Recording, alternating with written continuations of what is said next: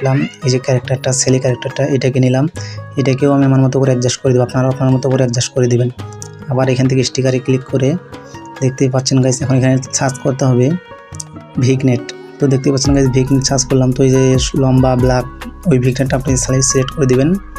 তো আমি এটাকে সিলেক্ট করে দিলাম। তারপর এটাকে আমি আমার মতো করে অ্যাডজাস্ট করব। এটাকে অ্যাডজাস্ট করলে গাইস রিয়েলিস্টিক লাগবে। তো দেখতেই পাচ্ছেন গাইস, এখান থেকে আমি আবার চলে যাব স্টিকারে। তো এখানে স্টিকারে এসে পরে এখানে সার্চ দেবো গাইস লাইট।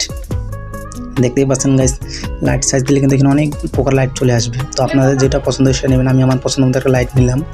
তো লাইটটাকে নিয়ে এখানে দেওয়ার পর আমি এটাকে মুভ ডাউন করে দিতে হবে, তাহলে ক্যারেক্টারের পিছনে লাইটটা চলে যাবে। তো এখান থেকে আমি মুভ ডাউন করে দিলাম।